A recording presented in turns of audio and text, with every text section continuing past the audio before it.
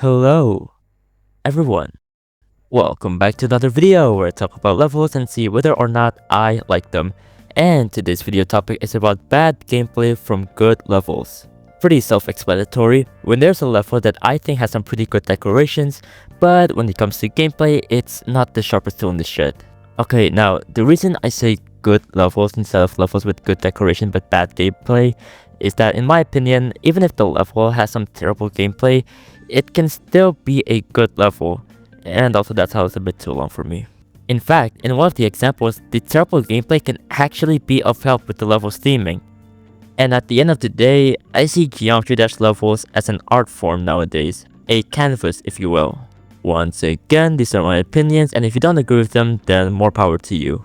And I guess since I'm talking about something negative, might as well say don't send hate to the creators of levels because it has bad gameplay. Once again, I don't think a level is bad because the gameplay is not optimal for the players to play.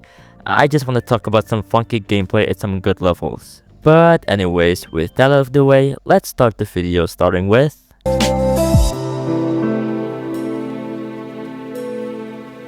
This is the only level in this video that I haven't played because it's a top 71 list demon and my hardest is Glide. But this is one of the examples I give for a level that you probably might never play, but just from watching it, you can tell that even if you have the skill, you're not gonna have a good time playing it. And you know, 6% on practice mode, I think I have some qualifications on talking about the level's gameplay. But let's actually talk about the levels in itself first, because I've been dying to talk about it. This level is really charming and adorable. I just love how dreamy the level feels with how it's decorated. The decoration is not realistic per se, but at the same time, it's not anything too simple. Hell, it actually kind of feels cartoony, but I'm a real sucker for that kind of stuff. I also really love the structuring of the level. I love how mostly open it is. It gives off a false feeling of relief that despite everything, it'll probably not be that bad. And then you see it's a top 71 extreme demon. And I love how towards the end it's more enclosed, not to a degree where it gets claustrophobic, but it gets the job done with the part being centered around a cave style. Overall, I just really like the level. It's so charming, dreamy, and adorable. I just love it so much. However, with that being said, even if I had the skills to beat it, I could probably tell you that I probably would not have a good time beating this level. And this is because the gameplay is mainly made specifically for the playstyle of the verifier, Wizkid. If you didn't know, Wizkid is a Nigerian singer and songwriter born in... Oh wait, wrong guy. Wizkid is a top player who recently was known to be the verifier of the long-awaited Extreme Demon Anathema.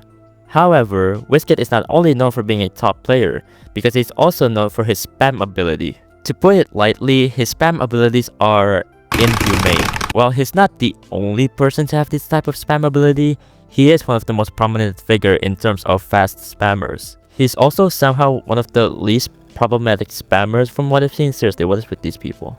And to put this point even further, if you don't know Wizkid as the verifier of Anathema, you might know him as the verifier of the original Grains of Sand, as well as the first victor of the remake by Harchok. And with that being said, you can see where this can be a problem with how the gameplay is approached. Yep, this gameplay is mainly spam. Tight one at that.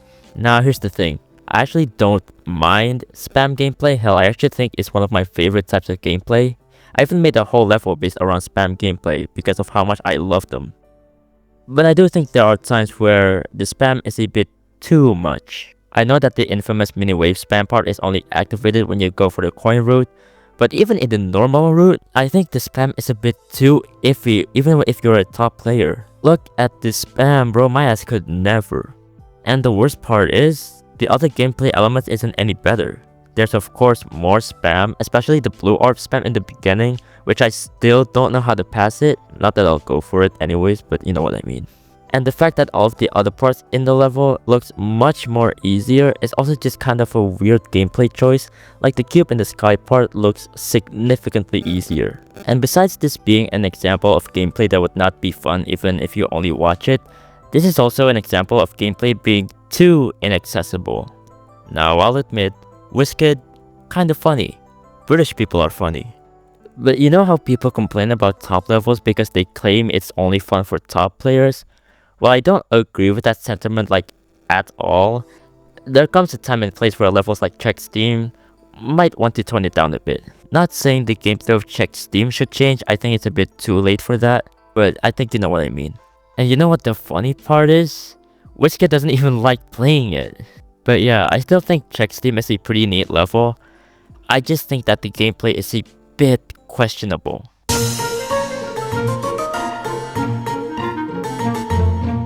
Crush is really cool, let me tell you. I love art levels mixed with a modern style, and I am a sucker with levels having storylines. I absolutely love Subwoofer's decoration style. It feels so alive and charming. It's almost cartoony in a way, and I have no complaints about that at all. I love cartoony styled levels. The design too is just really charming. I love how even though both the block design and the background is centered around being sort of artsy, it still feels like a Geometry Dash level, if you get what I mean. The progression too is really nice. Even though it's a pretty long level, it never drags on. The scenery is very variable. You go from like a castle-like scene to the outside world to what looks like inside of a machinery and the factory that made the robot itself. So overall, I think Crush is a really cool level with great storytelling and amazing art and design.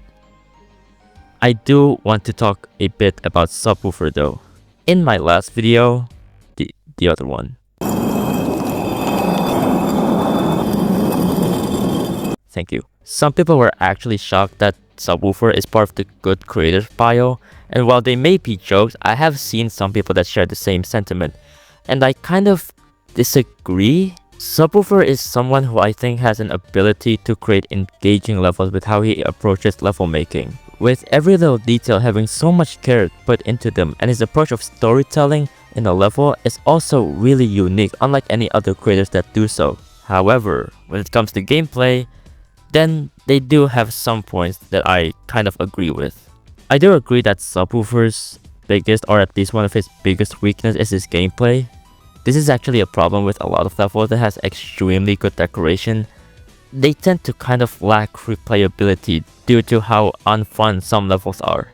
An example of this for me is actually Sky Tower by Rafer. I did not have a good time playing that level. So when people praise a level for having stunning visuals, I can also somewhat understand when people who play for the gameplay get a bit upset. I don't really mind when it comes to that, but hey, to each their own. And Crush is one of those levels where I struggle to like the gameplay. Once again, I think the level is still amazing, but for me, the gameplay is a bit of a snooze fest. I was wondering why I found Crush's gameplay to be a bit boring. For a moment, I thought I just had a distaste for Excel levels because my brain can't comprehend anything more than 5 seconds long. But then I compare it to a level that is in a similar vein, which I actually like a lot more, and I think I found out why. The level I'm talking about is Lonely Travel by Funny Game. Despite being longer, I actually have a lot of fun playing it. Turns out, Crush is not only boring for me, it's also somewhat awkward to play. While Lonely Travel, I only have a problem with 2 parts. A lot of the parts for me just feels weird to play.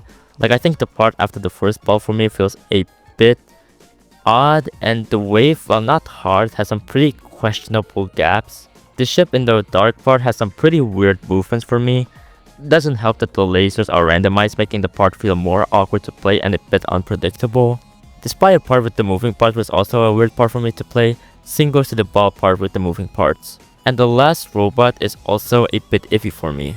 Yeah, Crush is not only boring gameplay wise for me, I also think some parts just feels awkward to play, which can hinder my enjoyment, especially since it's an Excel level. And let me tell you, I do not want to start an Excel level from the start again.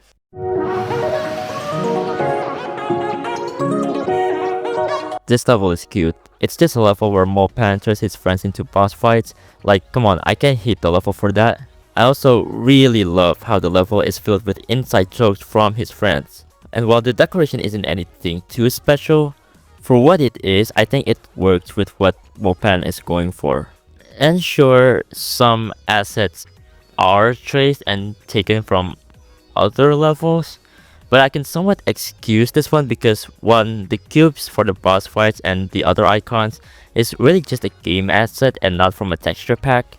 And 2, these are Mopan's friends, so he probably has permission to take some stuff from them, and they're probably chill with Mopan putting things like Dorami's channel art or funny games boss fights. Overall, really cute and charming level about Mopan's friends. Actually reminds me of the level Gang by Doggy. But once again, as much as I like the level, I have to admit that the gameplay is less than stellar. However, before that, I do want to make a statement on on-site readability, more specifically, on-site readability on easier levels. Long story short, I don't mind them. While yes, site readability can enhance my experience playing the level, I don't mind doing a couple more practice runs to take time and learn the level, even if the level is as easy as like 6 or 5 stars. There's nothing to be ashamed about that.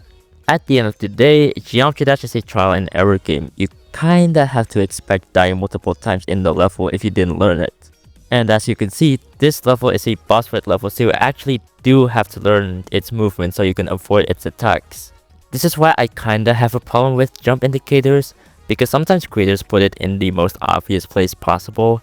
The only time I appreciate it is when they use it in UFO parts. And while I do agree that boss fights should have some indicators, for this level specifically, I think I can excuse it due to it purely being a boss fight level. But even if I don't mind the on-site readability, I will judge it if it feels awkward to play, and this level is no exception to that. I think some of the attacks have some pretty questionable places on where they hit the player, and it doesn't help that some of the attacks have some pretty odd ways on how they move towards the player. I mean, it doesn't start off bad. I actually think Partition's boss fight is the most fun part in the level, and then immediately transitioned into what I think is the least fun part of the level. Dorami's attack pattern is so weird for me with the way the boss fight used parts of the cube, which admittedly looks cool, but feels weird to play, and the couple of things that happens after that happens way too fast and way too sudden. And unfortunately, my funny goat, my funny husband, isn't any better. It has indicators on where to avoid, but it's sort of misleading on where they do eventually go to that highlighted area, but they actually move from the middle first, then they go to the highlighted area. The boss fight compilation isn't any better either. The only one that's okay is the Nemesis one, while the Series and Horizon part has some pretty awkward places to avoid. Mopan's part is not as bad, it's actually pretty bare bones compared to the others, so I have little complaints there, and the only complaint is the fireball part not being clear on where to go. I'll admit, I mainly put this level here to talk about on-site readability and why it's not that big of a deal, but I still do like the level for what it is, and I can acknowledge the gameplay it has is not the best that I've experienced.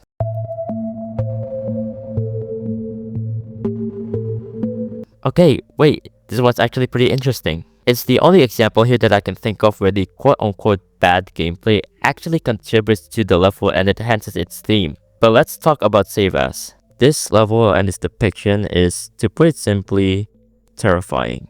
If you don't know the story about the level, Save As is a level about Alzheimer's or dementia and what it can do to your brain, and it's shown through a way of how a Geometry Dash level usually looks. It starts you off with something you're familiar with, a normal looking modern level, but you can already start seeing some abnormalities with some spikes flickering and the fact that you can phase through some of the obstacles. But then the level repeats itself, which is something that Alzheimer's or dementia patients tend to do. And then the more you progress, the more the level devolves into an unrecognizable mess, symbolizing the decline of the brain of an Alzheimer's patient. Even though the level repeats itself, trying to remember something that feels familiar, each time it repeats itself, something goes missing, until eventually it's devoid of life and color, and at the end, you end up with nothing. This level is art, and I don't throw that word all willy-nilly. This level is a piece of art that crafted its theme masterfully. But of course, due to it being a level about a person's deterioration, the gameplay has to match the theme. Because it starts off fine at first, but as you progress, it becomes harder and more annoying to play due to how incomprehensible the level becomes. But that's the thing about this level, the gameplay helps with the theming of the level. The further you go, the more unrecognizable everything becomes. You are essentially acting as the Alzheimer's patient. The level wants you to feel what it feels like being someone who is deteriorating because of the disease. Because every time it loops, it's becoming harder for you to, well, survive. Even though You're already familiar with what you're playing. Everything that's supposed to feel familiar becomes harder for the level to remember, and it implements that feeling through the gameplay really well. It's more sad than terrifying the more I think about it, and I love how well the level depicts its theme. And so there are some good levels that I think has pretty bad gameplay. Well, that's the end of the video. Did you agree or disagree with my picks? Maybe there's a level that you think deserves to be in this video. Let me know in the comments below, and maybe I'll put it in a sequel if I ever make one.